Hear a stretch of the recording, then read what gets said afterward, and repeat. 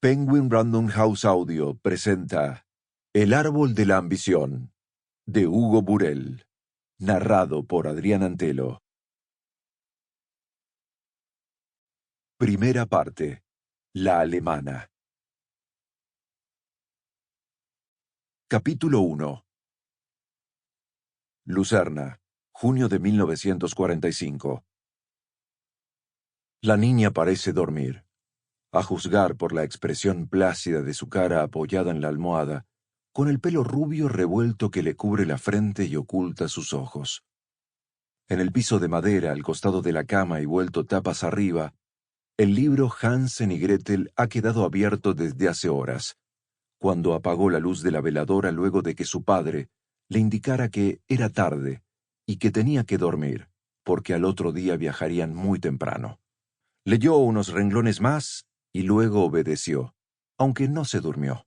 Los preparativos de su padre para el viaje la distrajeron del sueño. Sin que él lo notase, lo miró deambular por la pequeña habitación de la pensión, en la que se alojaban desde que llegaron a Lucerna el invierno anterior.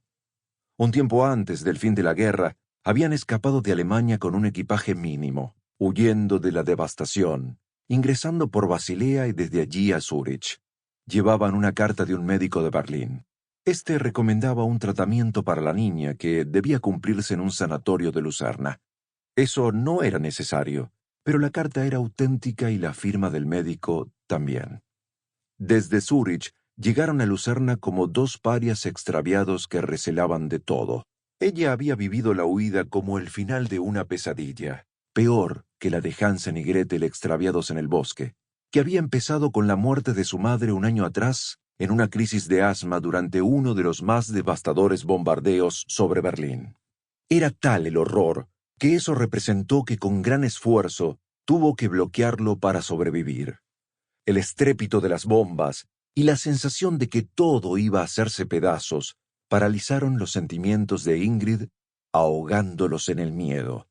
Sabía, porque su padre se lo había explicado con palabras simples para que entendiera y no preguntara, y sobre todo para que no se lo contara a nadie, que no estarían seguros hasta que cruzaran el océano y llegaran a Sudamérica. En ese tiempo en Lucerna, su padre había trabajado como chofer en la casa Fischer de subastas, porque en Alemania se había vinculado con personas del negocio del arte y tenía buenas referencias. El mismo Theodor Fischer le había confiado traslados importantes de mercadería dentro de Suiza, país neutral y a salvo de la destrucción. El empleo le había permitido ganar lo suficiente como para pagar la habitación y 3 comidas diarias en una modesta pensión de la parte antigua de la ciudad cercana al puente, el Kapellbrücke y la visible Torre del Agua. También, gracias a la influencia de Fischer, habían obtenido documentos suizos para cruzar fronteras sin dificultades. De un día para el otro, eso habría de ponerse a prueba. Un telegrama que su padre había leído sin ocultar cierta emoción los empujaba otra vez a la estación de la Wachenplatz para partir entre 2 luces. Tendrían que cruzar el sur de Francia, por Irún internarse en España y tras llegar a Madrid, seguir viaje hasta Lisboa para guardar allí la partida de un barco. Pero lo primero era tomar un tren que los llevase a Ginebra y luego otro a Chamberí en Madrid, donde su padre debía cumplir un encargo para Fischer. Pese a esto, lo principal era no dejar piedras por el camino, sino más bien ir borrando sus huellas, el rastro de ambos en ese continente destruido, cargando otra vez las sufridas valijas que los acompañaban desde que salieron de Berlín.